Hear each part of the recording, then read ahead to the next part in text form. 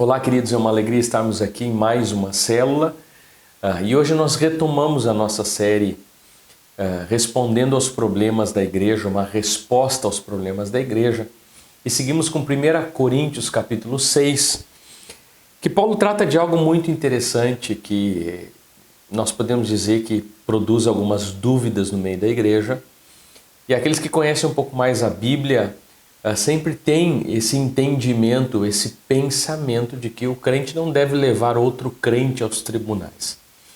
De forma alguma nós acreditamos que esse tema vai ser, é possível esgotar esse tema, porque é um tema bem complexo.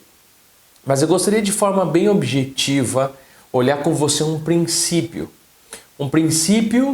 no qual o apóstolo Paulo se baseia para nos trazer essa explicação.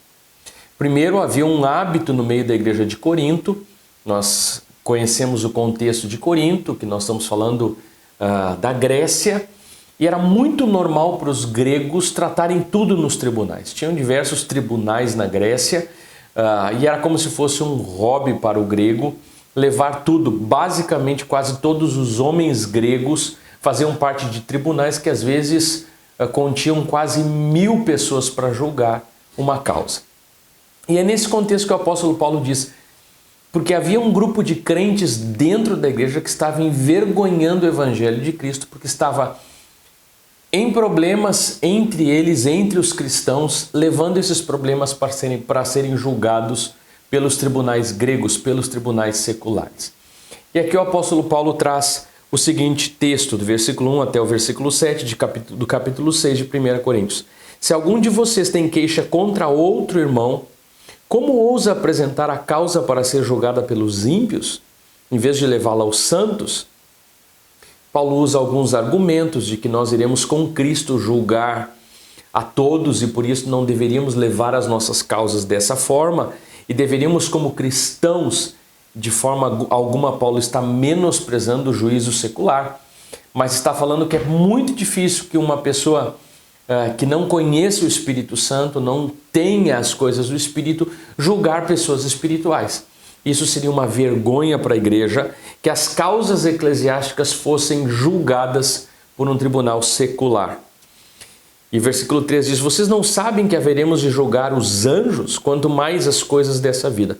Portanto, se vocês têm questões relativas às coisas dessa vida, designem para juízes os que são da igreja, mesmo que sejam os menos importantes. Digo isso para envergonhá-los. Acaso não há entre vocês alguém suficientemente sábio para julgar uma causa entre irmãos? Mas em vez disso, um irmão vai ao tribunal contra outro irmão, e isso diante de descrentes. E Paulo conclui dizendo, não temos tempo para explanar todo o texto, mas Paulo está recomendando que a igreja saiba julgar os seus assuntos, e o próprio Jesus fala em Mateus capítulo 15, como nós devemos lidar quando temos uma queixa entre irmãos. Precisamos ir ter com ele, depois chamar uma testemunha, e se não for suficiente, levar a igreja para que a igreja possa resolver esses assuntos. Mas finalmente o apóstolo Paulo fala do cerne da questão. E ele diz, o fato de haver litígios entre vocês já significa completa derrota. E aqui Paulo nos dá uma clave, nos dá uma chave específica para os nossos problemas, para as nossas dificuldades como igreja. É muito difícil nós, como seres humanos, estarmos dispostos ou querermos perder. Tudo que a gente entra para ganhar. A gente entra num jogo para ganhar, a gente entra na vida para ganhar. Não é bom perder, é melhor ganhar. Mas Paulo aqui levanta um princípio cristão, que é a alegria de perder por amor a Cristo. E Paulo inclusive diz assim no texto, ele disse que interessante que vocês não preferem sofrer a injustiça. Por que vocês não preferem sofrer o prejuízo? Diante disso que está colocado pelo apóstolo Paulo, importa muito mais que um cristão tenha um veredito espiritual do que um veredito no tribunal a seu favor. Porque Jesus nos ensina que as maiores vitórias são ganhas por sofrer a perda. Eu quero encerrar com alguns textos que deixam marcadas a minha vida. Um deles está em Mateus capítulo 5, Sermão da Montanha, versículo 10 e 12, que diz: bem-aventurados os perseguidos por causa da justiça, pois deles é o reino dos céus. Bem-aventurados serão vocês, quando por minha causa os insultarem, os perseguirem e levantarem todo tipo de calúnia contra vocês. Alegrem-se e regozijem-se, porque grande é a sua recompensa nos céus, pois da mesma forma perseguiram os profetas que viveram antes de vocês. O mesmo capítulo, versículo 39 diz: mas eu digo, não resistam ao perverso. Se alguém o ferir na face direita, ofereça-lhe também a outra. Que esse princípio possa nortear as nossas relações. Porque o crente, ele precisa aprender como resolver os seus assuntos com os outros.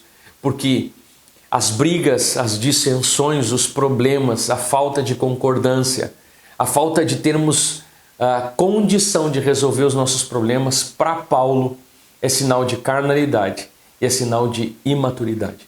Possamos crescer no Senhor e possamos, como pessoas maduras na fé, sabemos como igreja, entre irmãos, julgarmos as nossas causas. E como diz a palavra, procedimento cristão é quando a gente está disposto a sofrer o prejuízo por amor a Cristo, para exaltar o nome do Senhor, assim como nosso Mestre Jesus sofreu o prejuízo e mesmo assim na cruz do Calvário disse: Senhor, perdoa-os, porque eles não sabem o que fazem. Que Deus te abençoe.